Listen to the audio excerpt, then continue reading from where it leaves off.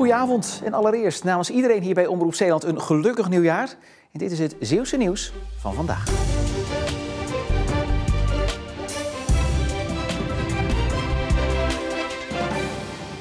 De jaarwisseling is zonder grote ongeregeldheden verlopen.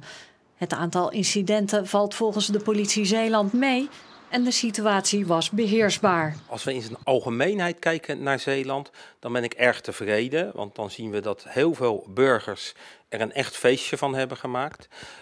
Jammerlijk genoeg zijn er wel een aantal ernstige incidenten geweest. En daar hebben we ook zo nu en dan moeten optreden. Het grootste incident vindt plaats in Krabbendijken.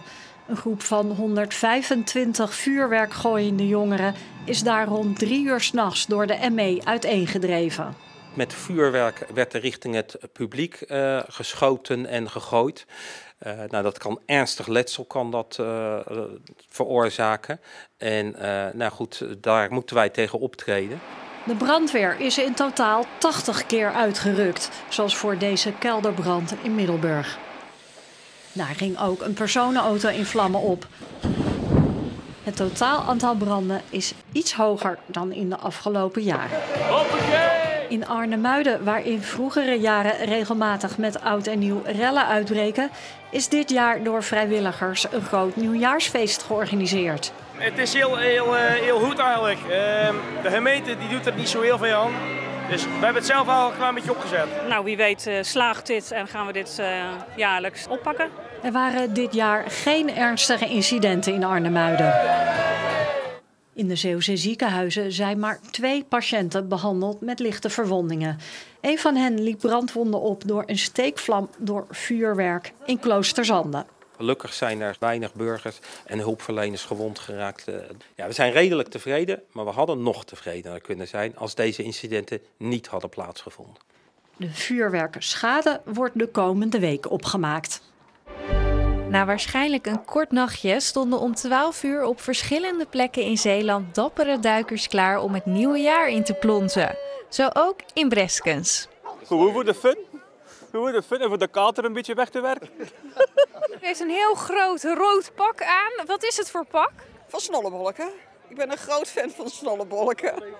En van links naar rechts.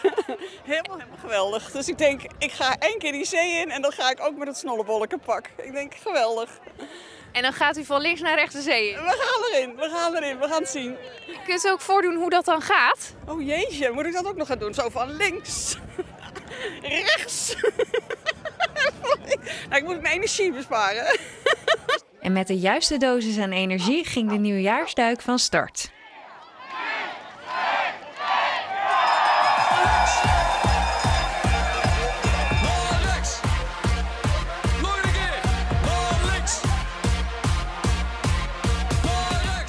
Geweldig, echt een aanrader.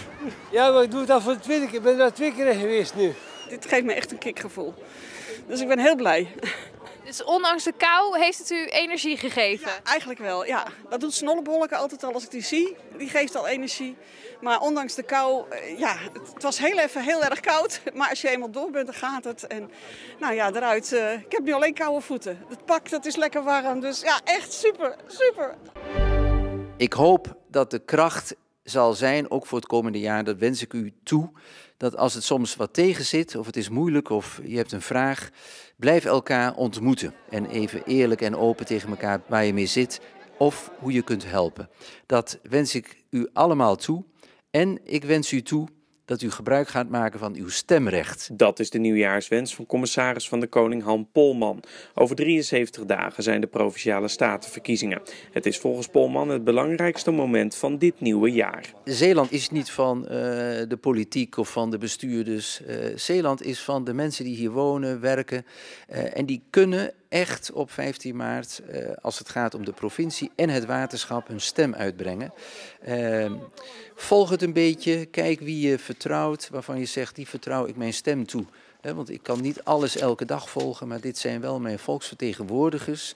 Het is zo belangrijk om dat voor de provincie en het waterschap 1 keer in de 4 jaar te doen. Onderschat je eigen stem niet. Het gaat over jou en over al je medemensen hier in Zeeland. Kortom, 15 maart, belangrijke dag. Provincie en waterschap, je bepaalt je eigen toekomst. De kans dat voetballer Roy Mulder dit seizoen nog in actie komt is niet zo heel erg groot.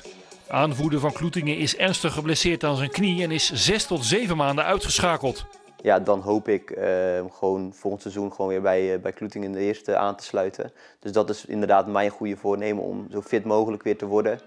Mulder raakte begin november geblesseerd in de wedstrijd tegen Nieuwenhoorn. Zij wilde die bal naar voren halen en ik dacht met mijn goede gedrag van ik ga die bal nog proberen te blokken met een sliding. Opeens een hele pijnscheut door mijn knie. En dan ga je inderdaad, schrik je gelijk natuurlijk. Voor de rest had ik niet verwacht dat het zo ernstig zou zijn. Na een operatie aan de binnenband en meniscus is Mulder herstellende. En dat betekent eigenlijk alleen maar rusten. En dat is mentaal gezien lastig, vindt hij. Ik was bezig voor mijn eigen bedrijf. Ik zou in de winterstop op reis gaan naar Mexico. Dat kon niet doorgaan.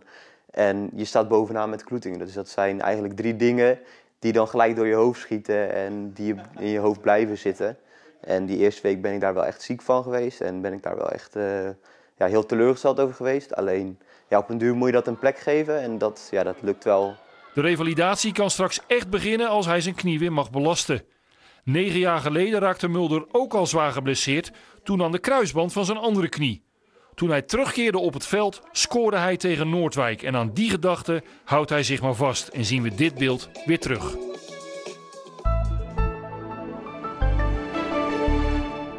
Het was dan toch een droge jaarwisseling en een heel zachte met die temperaturen rond 14 graden. Maar het vuurwerk waaide snel weg met die windkracht 4 tot 6. En overdag werd het dan iets koeler en de zon kwam op de meeste plaatsen wel even tevoorschijn. En de wind nam vanmiddag duidelijk af en draaide naar het zuiden. Dat is dan opnadering van een front wat vanavond en vannacht voor een paar flinke perioden met regen gaat zorgen. Tot de ochtend is 5 tot 10 mm in neerslag mogelijk. Morgen is het front snel weg en het is 's middags zo'n 9 à 10 graden, maar het is nog een beetje onbestendig weer. Dat geeft weliswaar enkele opklaringen, maar verspreidt ook een paar buien. De wind is morgen zwak tot matig, uit zuidwest tot west, windkracht 2 tot 4. Dinsdag begint het droog met wat zon, maar in de loop van de dag is er kans op een bui. En woensdag is het dan weer overwegend bewolkt, met af en toe wat regen en dat dan vooral 's ochtends. En zo blijft het ook in het verdere verloop van de week wisselvallig en ook later liggen de temperaturen nog boven het gemiddelde. En tot zover voor nu. Nog een hele fijne avond en graag tot morgen.